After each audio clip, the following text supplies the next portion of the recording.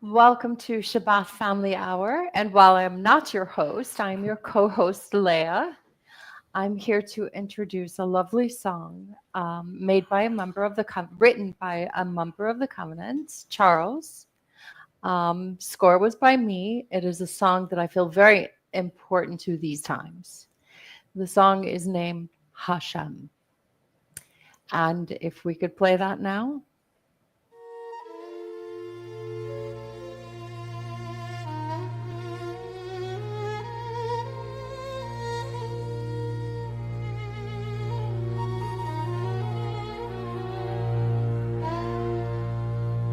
To the everlasting and majestic guide of doubt, the beloved, with Yahweh I find someone I can trust to keep me safe, such that I am comfortable, confident and harmonious. So why would you say of my soul, flee to your mountain like a bird?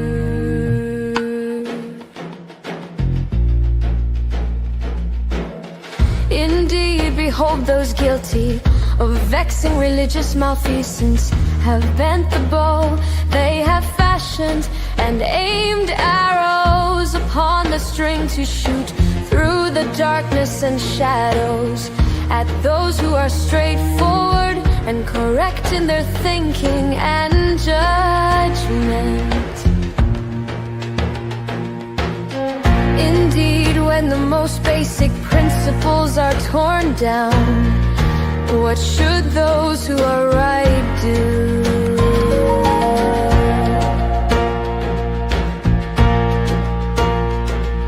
Yahweh is in his set-apart sanctuary and royal residence. Yahweh's seat of honor is in the heavens.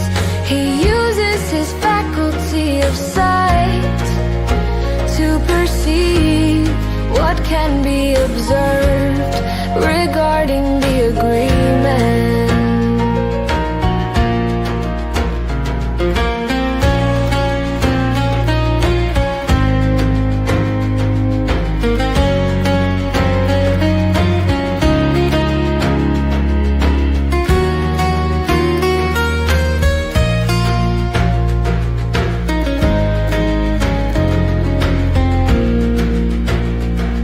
His gaze, like a beam of light, assesses the children of man. Yahweh examines the genuineness of those who are upright and correct, the deceitful one who is wrong and religious, and the one who is fond of violence. He hates his soul. He hates his soul. He hates his soul.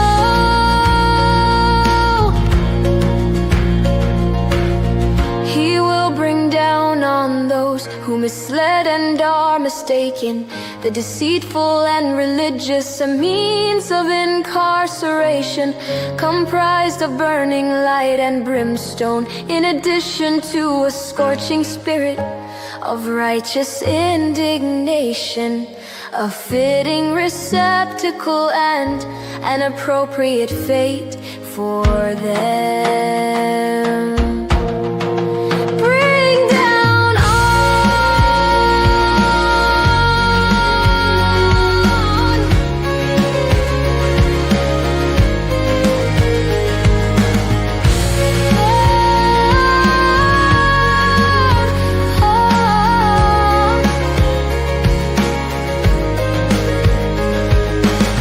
Concerning those who are right and thus vindicate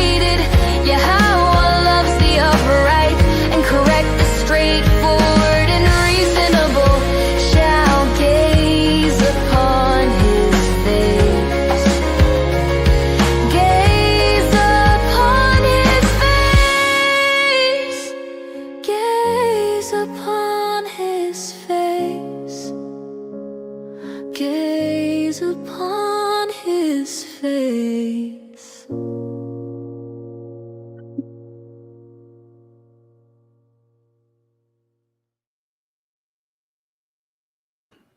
Beautiful. I love the music with the lyrics and the visual score behind it. I understand that was a collaborative effort. We have Charles, who was the principal author of the song. I think we have Leah working also on the song, and Kevin, that was you as well. Yeah, we all worked together on that. Wow. Lovely. What I'm looking forward to is actually having the opportunity to see it in real time. For those who don't know, and welcome to the Family Hour of the Iowa Blog. We have Kirk here, and we have Kevin, and guess who is the handsome fellow off to what that would be screenwrite. Even my right, but screenwrite. We have Rich as well as Leah is out catering Wookiee's pool party dinner this evening. But for those that don't know, when you're doing a live program like this that is a live stream, the only way that you actually get to see everybody is for us to get the feed that is going up to the satellite, back down from the satellite, fed through our streaming company, and then through to Facebook. So it's about an 8-second delay. And it's like if I make a gesture right now, you'll see my gesture. I'll see my gesture in about 8 seconds. So it's a little discombobulated to be watching a video and seeing lyrics, and you're seeing the lyrics of that which was sung about 8 seconds ago. But nonetheless, it was beautifully written, beautifully scored, beautifully sung, and it is a lovely way to introduce Family Hour. So thank you all for contributing to it. Kirk, you did send me an article today that we'll have to find a program here in the future to go over, because it was stunning to me. I had no idea. I thought I was I kept pretty good tabs on history, and the article is that the U.S. Revolution was a complete ruse, and that Thomas Jefferson, who I view as the smartest of all Americans in the history of this country, absolutely lied when he spoke of the tyranny of the British Empire, and the whole notion of representation without taxation was completely false. And the Boston Tea Party was a farce as well. Boy, when you read the story of taxation before and after, and the freedoms enjoyed before and after, and why the Boston Tea Party actually occurred in its conjunction with John Hancock, it certainly takes all the mythos out of. Now the myth's destroyed, scattered. Yeah, it certainly changes everything. I mean, I'd already had the understanding that the Revolutionary War was not popular, that 2 out of every 3 colonists wanted to stay with the crown, and it was only 1 out of every 3. So it was really an insurrection. And as is the case, often those with the guns that are the most aggressive insurrectionists prevail. As you know, Nazi Germany, 3% of those at the beginning of the rise of Adolf Hitler were Nazis, and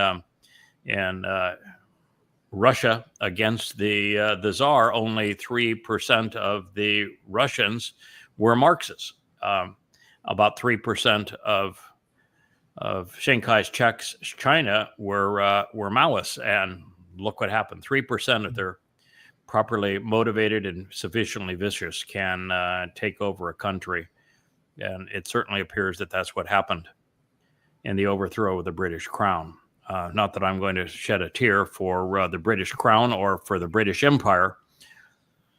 I like the text plan.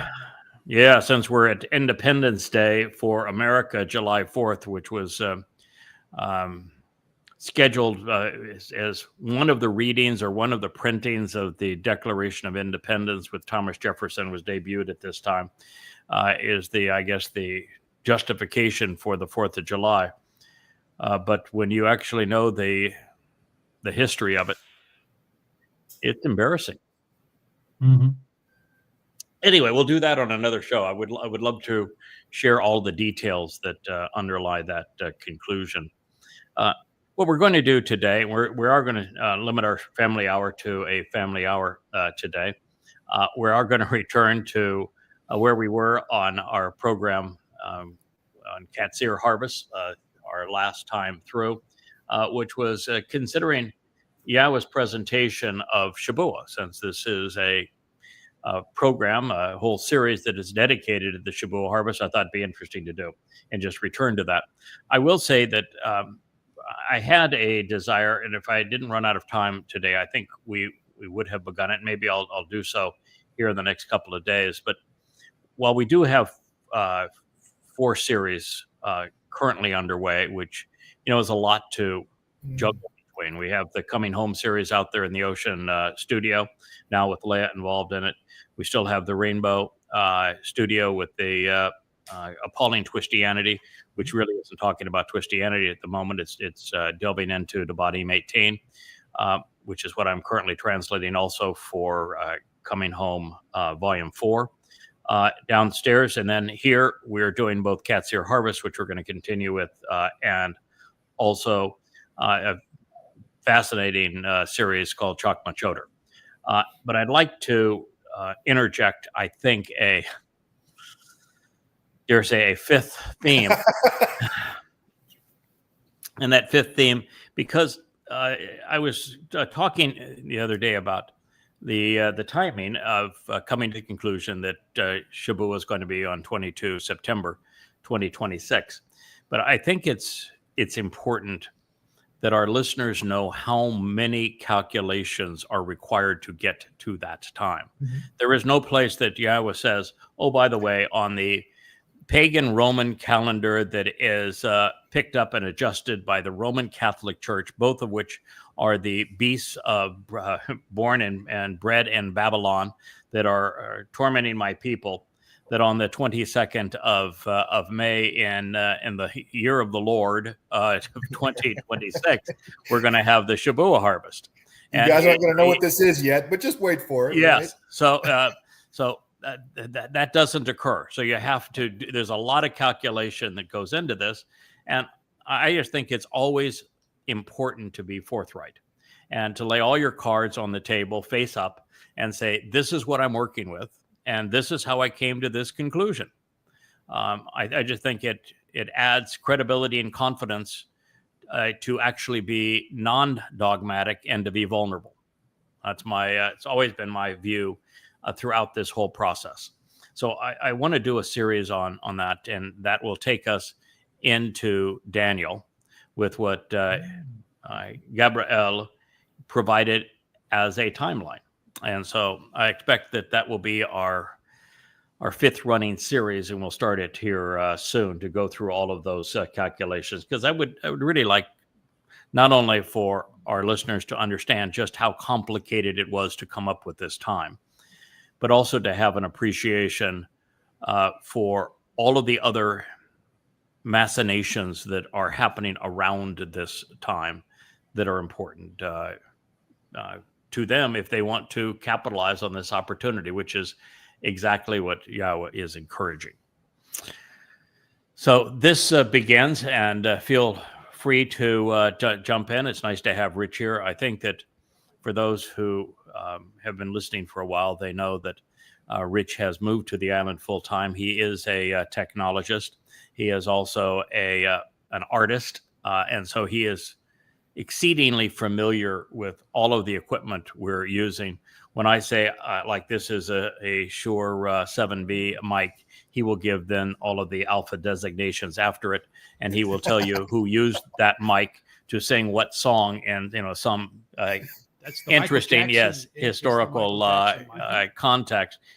So he knows his stuff, and we're now using very much more sophisticated setup. You should see his switchboard over there, switchboards over there that he has going, and all the feeds that he is monitoring simultaneously, because it is much more difficult to produce a live stream like this than it is a recorded show, where you have all sorts of editing opportunities.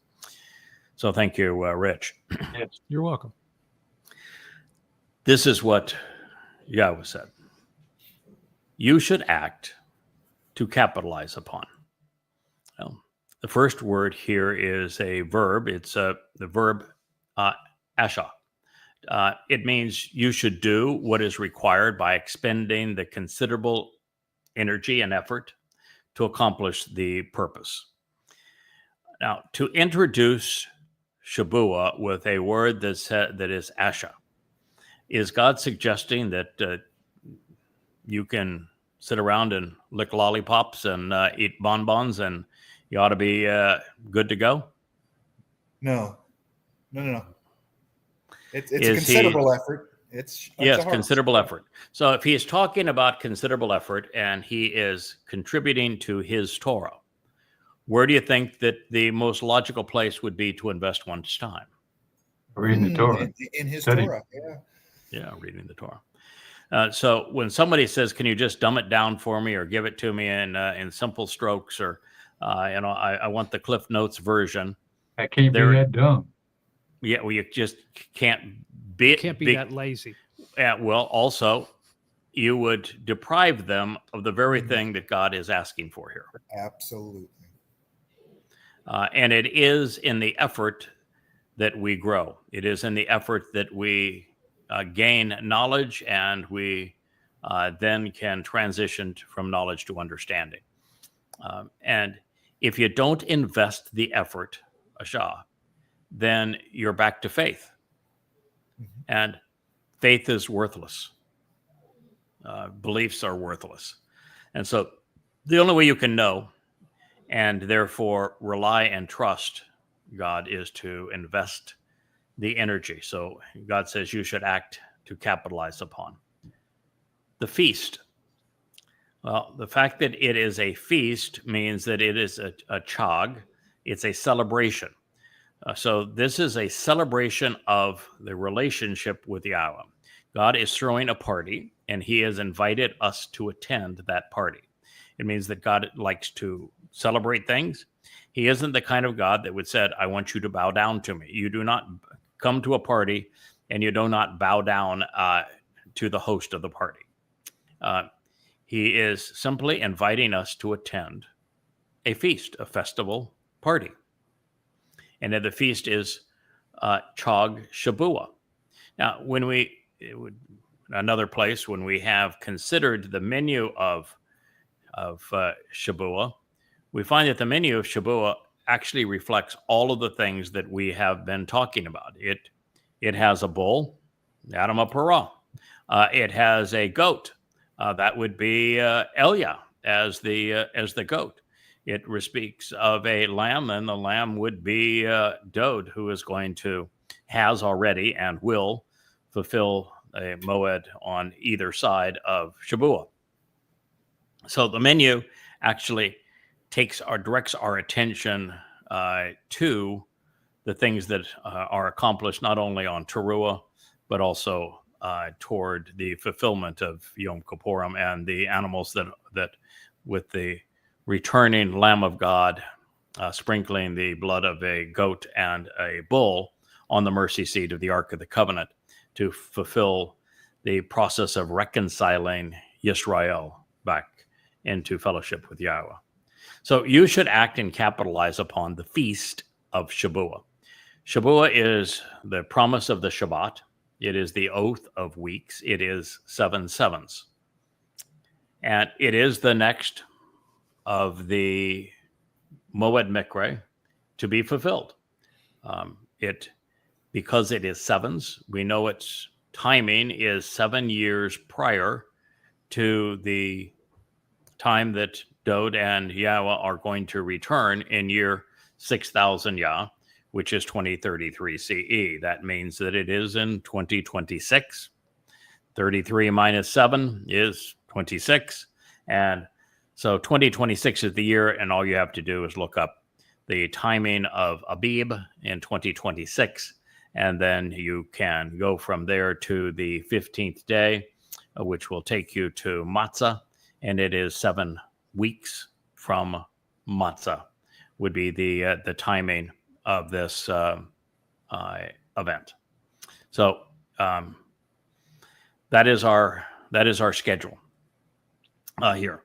So it is the feast of Shabuah of 7 sevens, the promise of 7, which means that God's plan revolves around 7.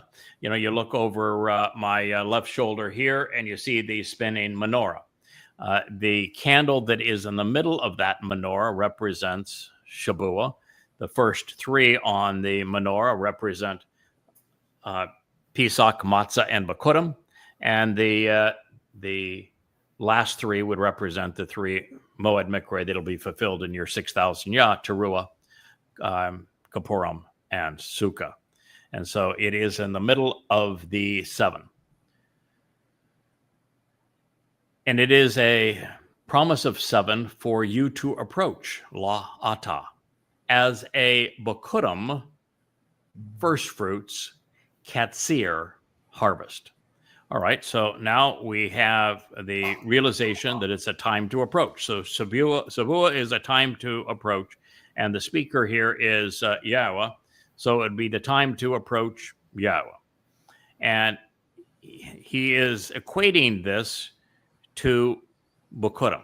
What can we deduce from the fact that Shabuah is a Bikurim, Qatsyr, or harvest?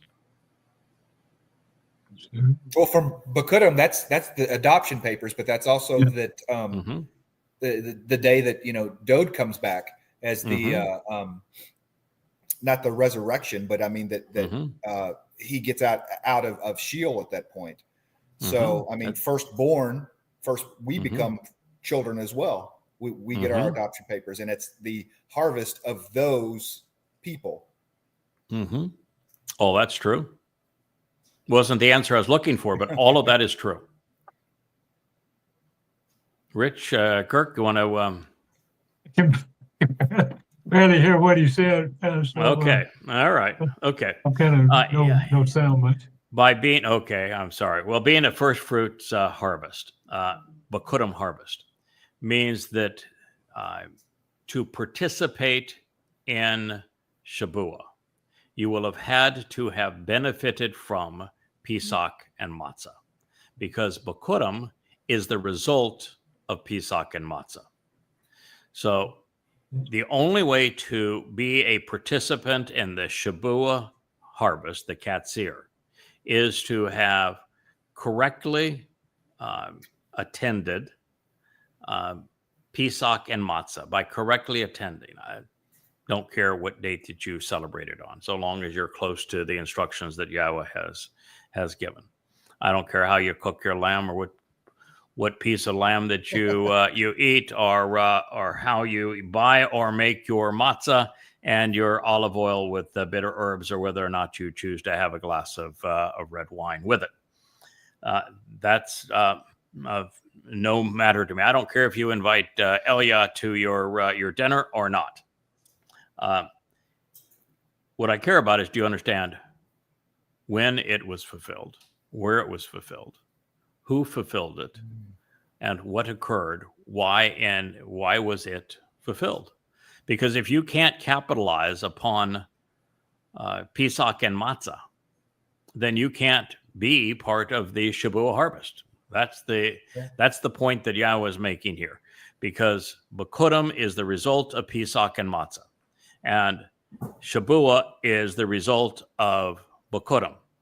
And so if 1 + 2 leads to 3, and 3 is equivalent to 4, then you need to participate in 1 + 2, or you can't capitalize on 3 or 4. It also says, very similar to what you said, Kevin, is that with Shabuah being a Bikurim, first fruits harvest, since first fruits means firstborn children, that means that all of those who are harvested on Shabbat are children within the covenant, because it is a firstborn children, Bokurim, harvest. Now that's important, because what that just tells us is with the name of Bokur, and Bokurim is the plural of that. Bokur is the word that Yahweh ascribes to Dod to say he is my firstborn son. And so this is many children, like Dod, who was the firstborn child of Yahweh. And it tells us that while Bokurim is metaphorically associated with barley, and Shabbat is metaphorically associated with various types of wheats, that God's not bringing barley and wheat to heaven. He's bringing Bokurim, firstborn children.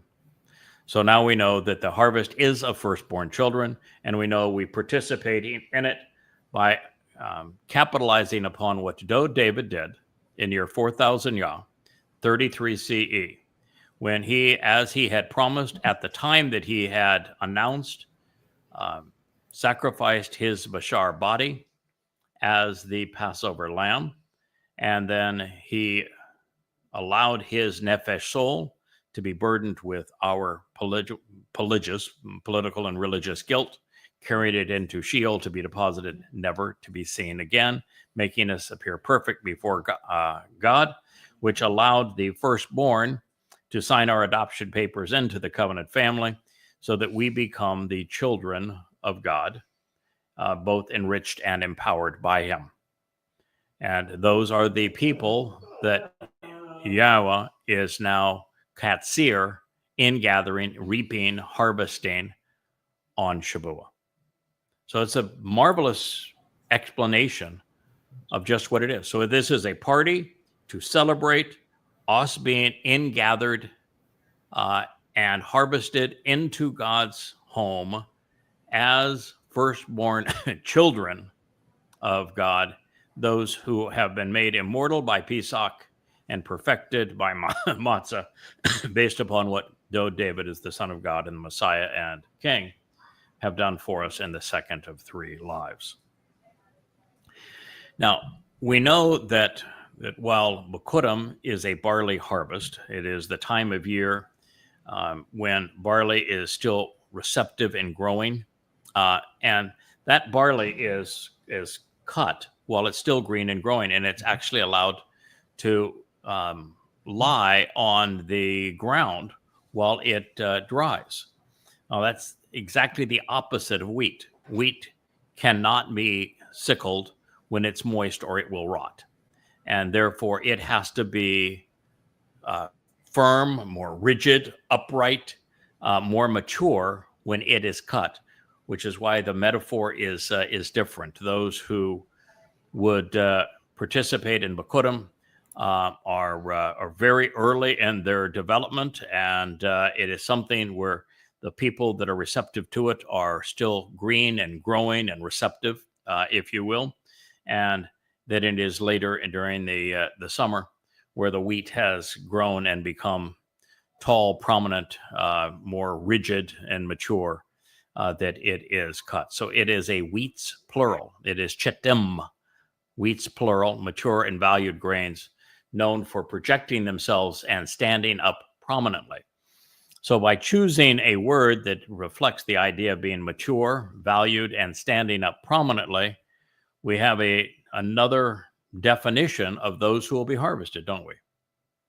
Yes, sir. Yeah, that doesn't say anything here about them being made into bread, does it? No. But it talks about individuals who are mature, so they've grown up in this relationship, which means they have acted and studied the Torah, and they know what God is offering and expecting in return. They are projecting themselves so that others know about this relationship. They're standing up prominently, which means they're engaged in communicating this message to God's people. Yeah. Yeah, doing the work. They're doing the work. That's what's happening here. They're the individuals that are doing the work, and that's what God is conveying through Chittim. Then it says, again, for a second time, and as a Chag celebration. So from God's point of view, Shabuah is a Chag.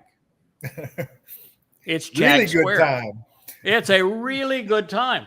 There is no reason to think that Yahweh had a really good time on Pesach Matzah B'Kodim. That was gruesome.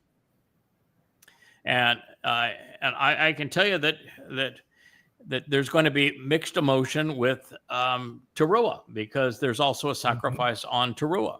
Yes. And we know that even though Kippurim is the great day of Yahweh with his return with his beloved son and the final reconciliation with this remnant of Yisrael, we know that the people there are going to be less than 24 hours mature in their relationship with Yahweh.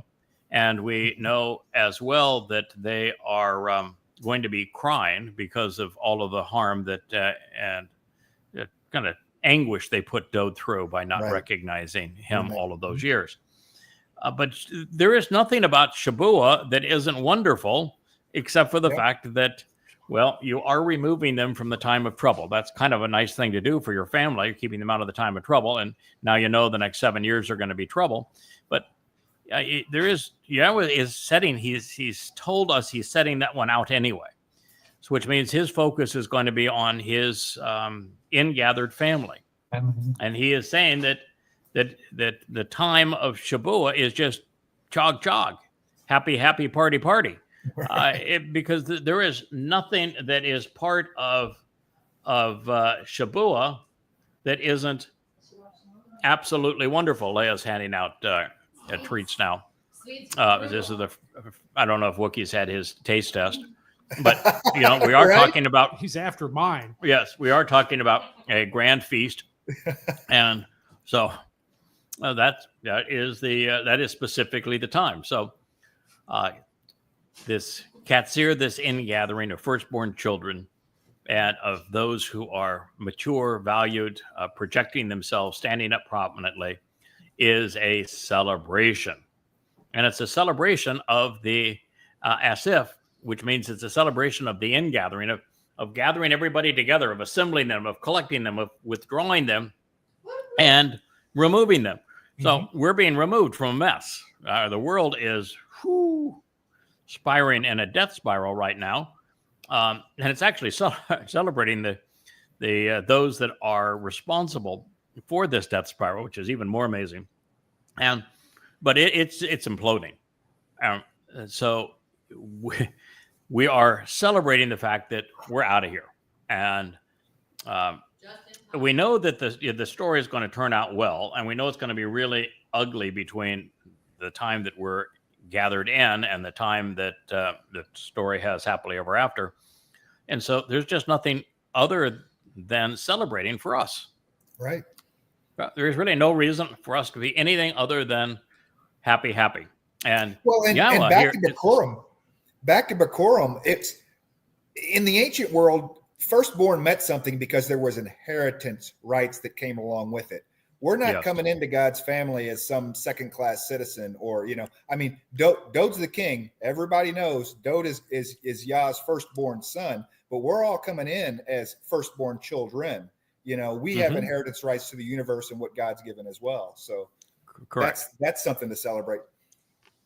Yeah. So in God's family, there are many firstborn children. Yes.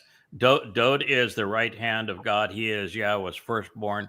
He gets the lion's share, literally the lion's share. He is the Lion of Judah, and he deserves everything that he is going to get. But the likelihood is that Dode is going to be very much like Yahweh. Yahweh wants to give away everything that's his to his children. And Dode is going to be charitable. And when you consider how much there is to inherit, we're just talking about this earth. I live on a little island. You've been here, Kirk. Rich lives here now. We live on a little island in the midst of the sea. But there must be hundreds of thousands of islands on this planet, and by the time we reach this time, there aren't going to be hundreds of thousands of souls. And so, everybody can have their own island. Some people can have their own continent, I would suspect. Not that property rights are going to mean a whole heck of a lot, Right. but there's a lot to go around just on Earth. And, Earth is one planet among 8 in one solar system that represents one of 400,000 solar systems in one galaxy that represents, that we know of, 2 trillion galaxies. Yeah. And that's just in the 6th dimension. Right. So,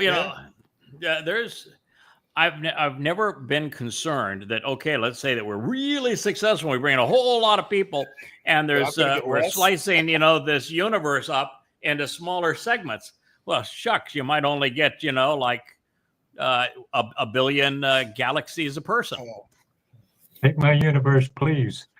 Yeah. So, and I'm not even sure I would want 100 billion universes or galaxies. I think that sharing one universe really ought to be a lot more fun. Mm-hmm. But nonetheless, the amount that we're inheriting as the children of God gets us an inheritance that is both for the 1,000 years here on Earth and for an eternity that is pretty darn spectacular. And while most of those who will benefit from the Shabbat harvest are going to spend all of that next 7 years with Yahweh and exploring the universe and having a great old time. For 9 of us, eight workers and myself, that time will be cut short. We don't know how short, but there are 8 plus 1 of us that come back. I think we come back prior to our arrival on the Temple Mount with Elia on the 1st of Abib in 2030. That's April 4th, I believe, in that year.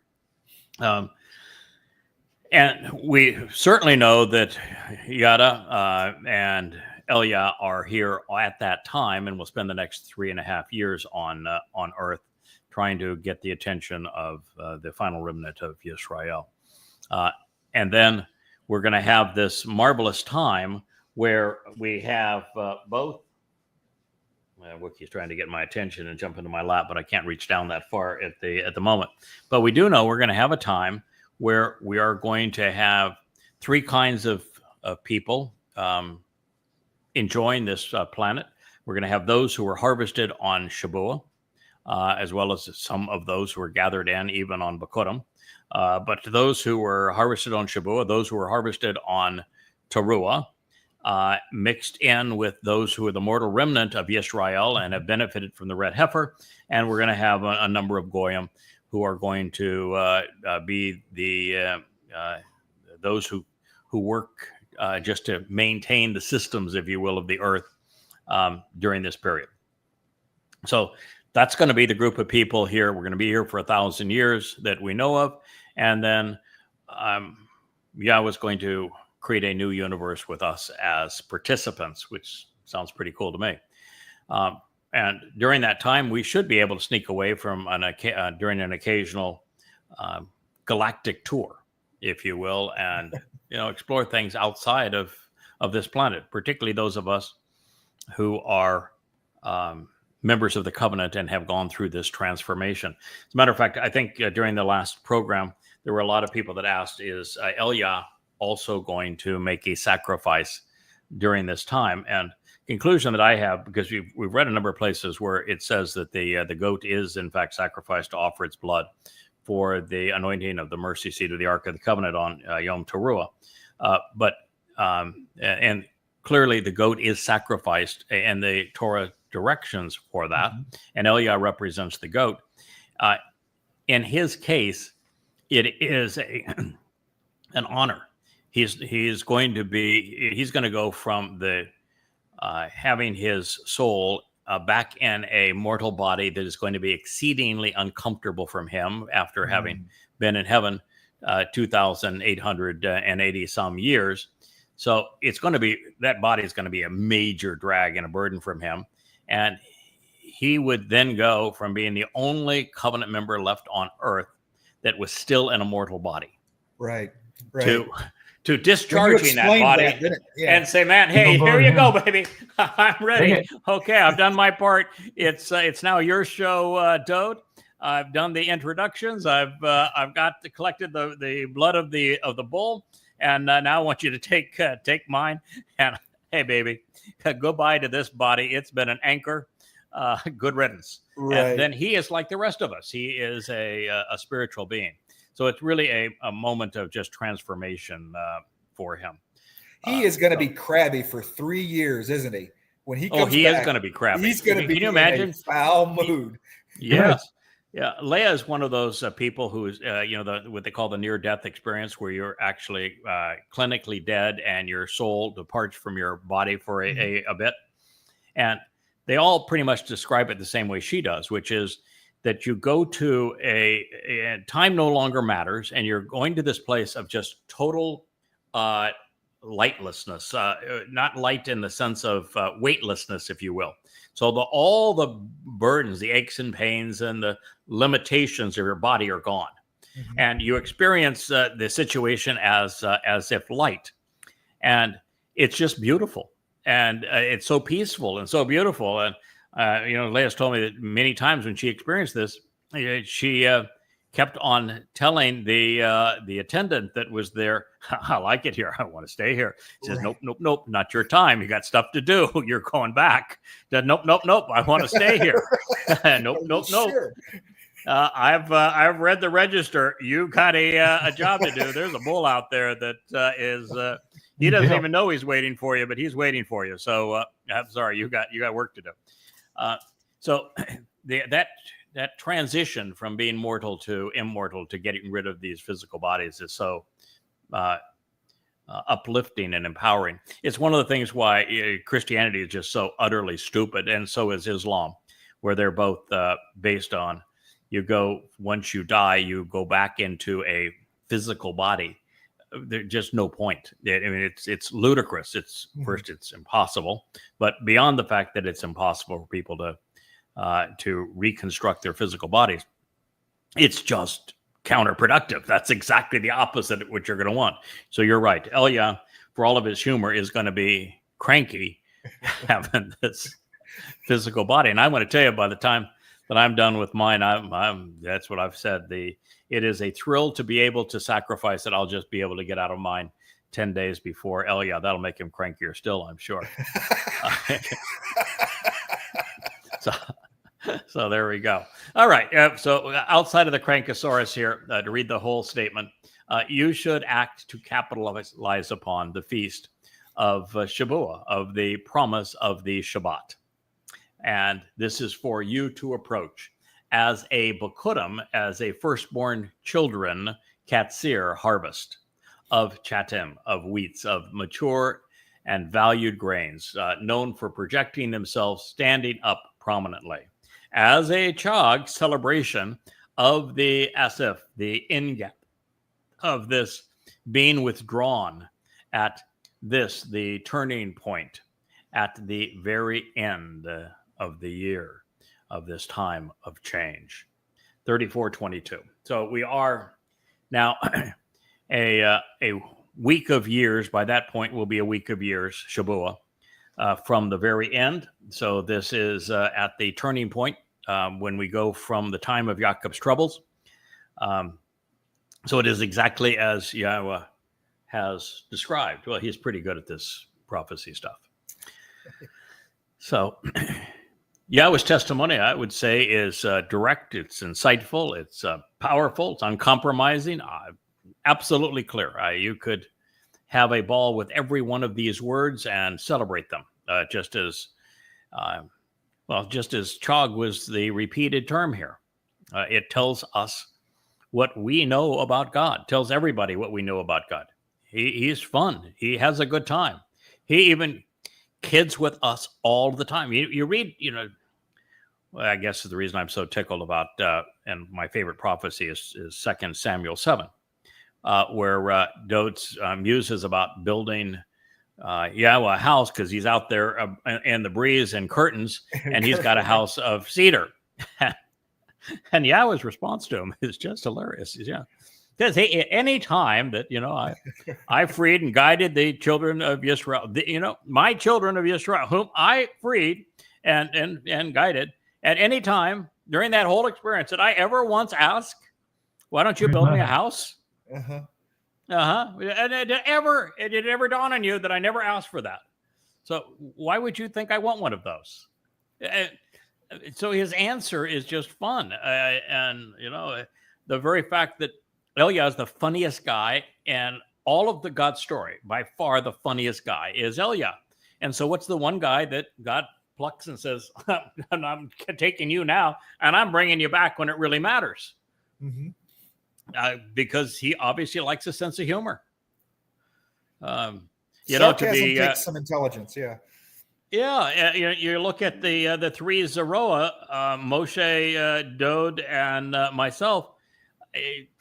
God's got to have a sense of humor to pick anyone, much less all three of us, right? So, talk about a sense of humor. He's telling his prophet Hosea, I want you to go marry a temple prostitute, so that you have an understanding of what it's like to be married to these religious whores that are parading around as Islam, or not Islam, but as Israel, and so clearly God's got a sense of humor. Now, every time we have a conversation, I'm always okay, young man. now.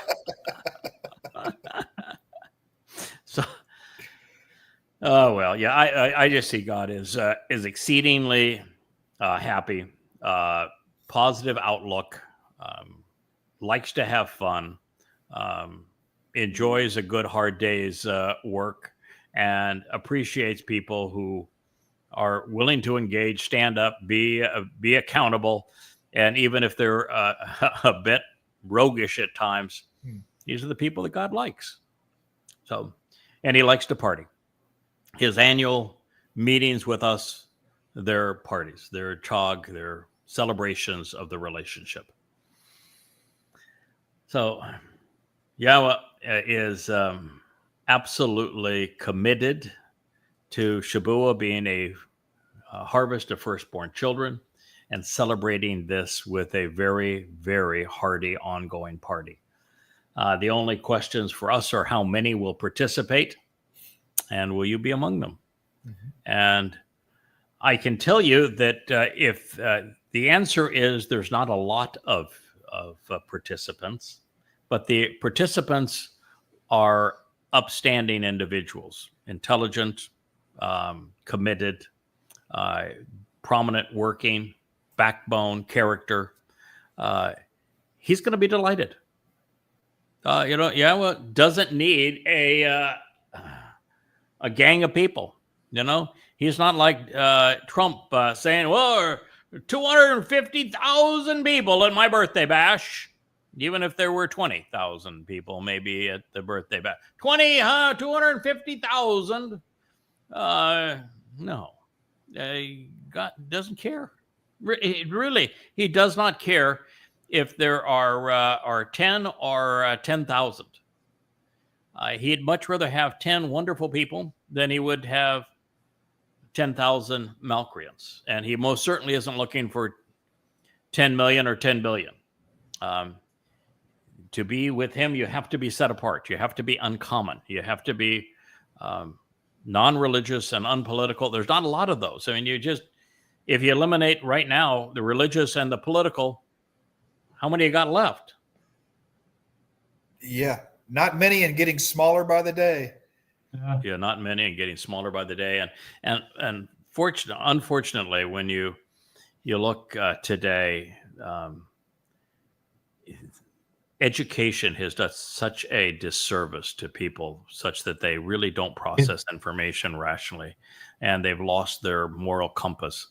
That while I realize there are some really outstanding young men and women that are part of the Covenant family. Leah's working with one in music production, I know, and that we have another that's the son of a covenant member family that's also into music production. There are some young people that are part of the covenant family. There's a young lady here on the island, native to the island, that began to read, and she's part of the covenant family. So there are those, but for the most part, today's youth are out of reach because you can't reason with them. And if you can't reason with them, then they're just like Israel, unreasonable. So here we are. We know that Yahweh wants to celebrate. So now that we clearly understand who will benefit from the Shavua harvest and when they will be withdrawn and be with God, and how all of this relates to the prophetic intent of what we have read in Yoel, I think we should examine some of the terms that Yahweh inspired him to deploy. We can begin with, this would be Yoel, with Thyrosh. And it is defined, and that when Yoel, the reason we went to this passage is Yoel gave a list of things that he said were going to be provided at this time. And, he spoke of the things that are associated with a harvest. And one of the things in that list was Thyrosh. And it was defined as the pressing of grapes. This would be grapes that are recently harvested from a vineyard that provide an inheritance. It offers all of the flavors of fresh wine, like a Beaujolais, with just enough fermentation to eliminate the pathogens. People that really don't know that if it wasn't for wine and beer, there would be no civilization. The planet would be very sparsely inhabited, and people would not live together.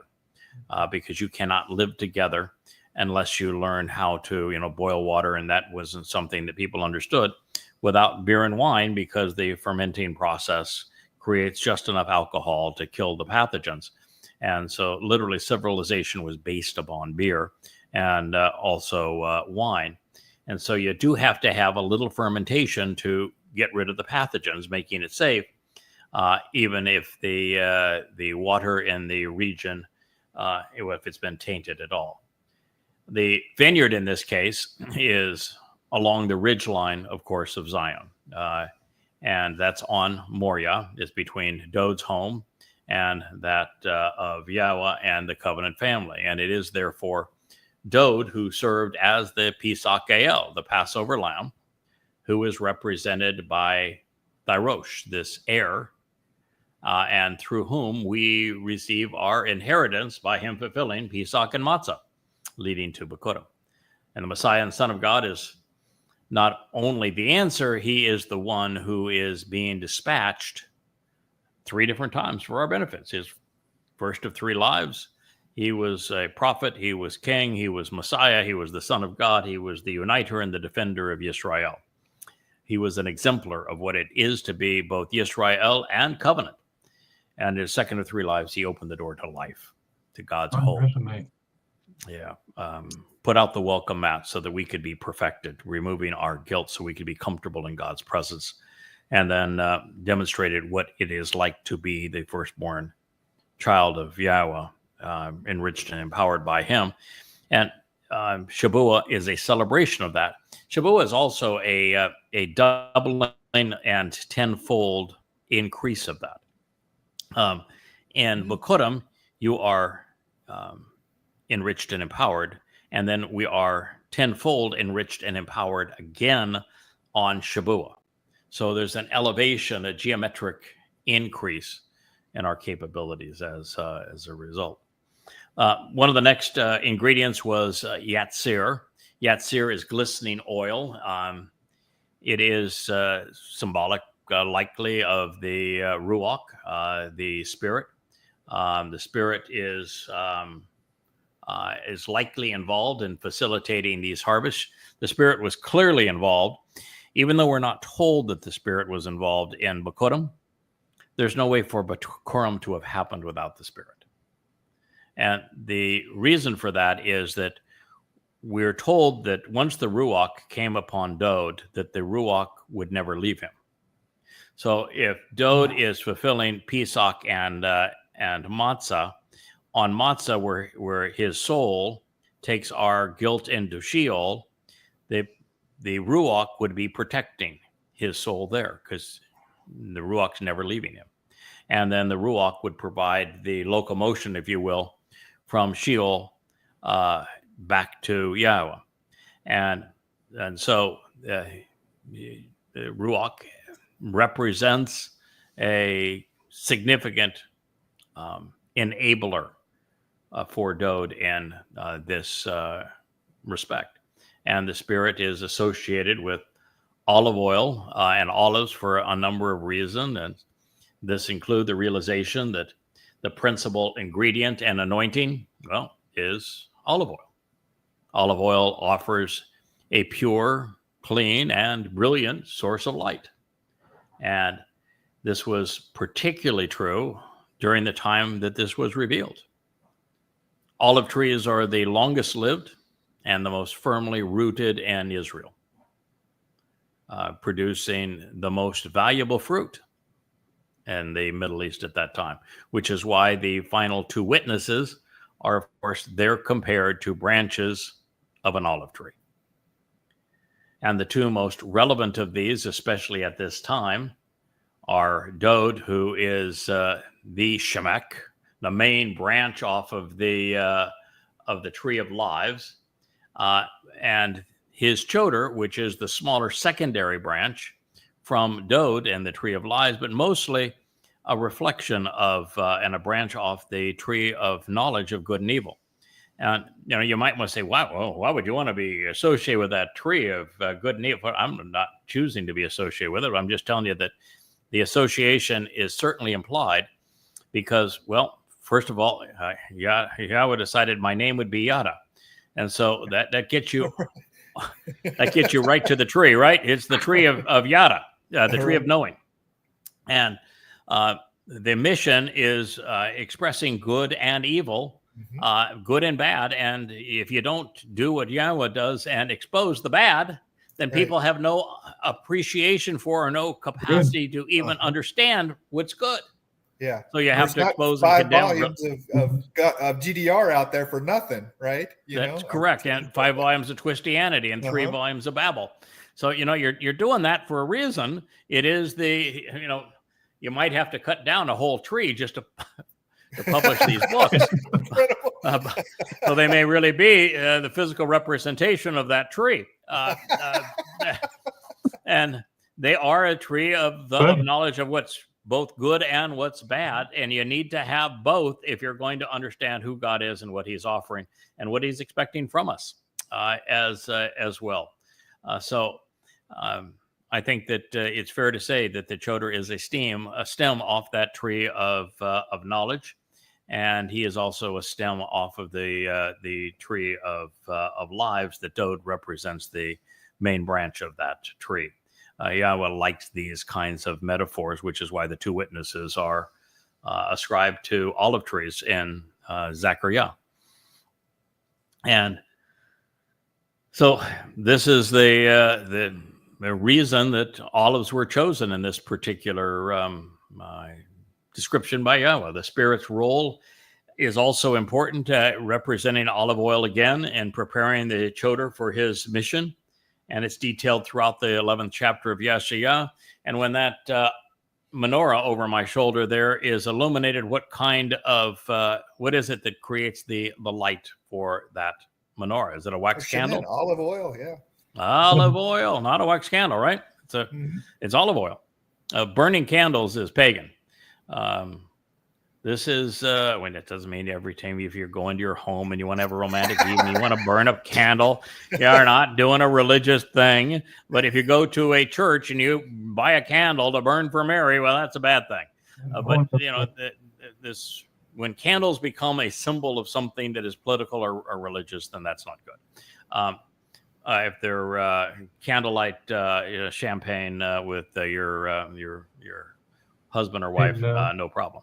But God's source of light during the night is campfires, which he wants us to all sit around and enjoy. And a campfire is symbolic because, well, not only prepares our food so it's healthy for us to eat and more flavorful, but it gets rid of the pathogens in the food. But it provides light so that we can read and see one another and enjoy one another's company. It provides warmth. It keeps away the animals that might otherwise harm us. It's actually even good to keep away those little mosquito buggers. But fire like that is exceedingly transformative, and it takes dead and decaying organic material and it transforms it into light energy, which is precisely what Yah was doing when we forego our bodies. So it's useful in that regard as well. So the spirit's role, it has a role of preparing the choder. It is also essential for light, and more than this, the teruah harvest is a olive harvest. Something more fully explained in Yashaya in conjunction with the time of Jacob's troubles, because it concludes with that olive harvest. So there's lots of things we can learn from this, and I think we managed to get through one verse and comment on the concluding verse in Yoel and our hour's time. That's not bad for us. That's good for us. That's good. Yeah, Good work. Pretty good for us. So Way ahead of the curve. yep, I done. promised that Well done. I Awesome. promised Wookie and my wife that we would keep it to 1 hour so we can be helpful. And her little swim party and Wookie and Asher's date with their favorite islander. They're quite excited about this whole thing. So we thank you for listening. Rich, thank you for making the technology work again. You're welcome. Good to see you as part of the show. Absolutely. Kevin and Kirk, always wonderful. Kirk, I would like to do a show with you on what you discovered in terms of the American Revolution, because it really does change our thinking. And I like it when we are presented with information that shows that we as people have been indoctrinated. We have been misled, and knowing the truth is helpful in situations like this, because if we can show that we were demonstrably and significantly misled about something that has as big an influence on the world today as the American Revolution, then people might also question, well, the rabbi influence on Israel, the Roman Catholic Church's influence on anti-Semitism and in Europe, and even the Holocaust, Islam's influence on the great genocide that killed a third of the Earth's population in its first 100 years. We have been misled on many things, and sometimes just uncovering one of them that is significant helps people say, well, if I was lied to about that, Right. what else was I lied to about? Yes. And Kevin, I understand that we also have some more music to debut, one by Roger, who's one of my favorite writers as part of the Covenant family. So I'm looking forward to that. That'll be a treat for us as we chog. And I am also excited to see the development of the studios that Rich has been able to add to us this last time in the Ocean Studio with the panoramic views. Awesome. In that, it's so much richer as an environment, and to have Leah there on that swinging lounge and Wookie with the beautiful scenery at the sunset in the background. I just think it adds a dimension to these live streams that makes them so much more visually stimulating. And we're just going to continue to add technology to this so that we have a better and better program to get everyone's attention. And I think that you also know that we're doing our best to broaden out our outreach a bit now. It's it's becoming evident that Yahweh was right all along, that if it were not for the time of Jacob's troubles and the fact that Israel has no place to go other than to God, that they are so stubborn that it's going to be very difficult to get a significant number of Israelites to pay attention until they have no other option but to pay attention. And I wish it wasn't that way. Dode deserves better. Yahweh deserves better. We should all celebrate Yahweh's name and his goodness and Dode's generosity. While that option is chosen freely and thoughtfully, as opposed to a time when there is no other option available. But because that's the case, we are going to make certain that if there are goyim out there that want to be part of the Shabuah harvest, that they're given every opportunity to do so. So thank you so much, gentlemen, for being part of this and the shorter show. Shabbat Shalom together. Yes. Shabbat Shalom. Shabbat Shalom, Good night, y'all. everyone. Shalom. Good night. Good night.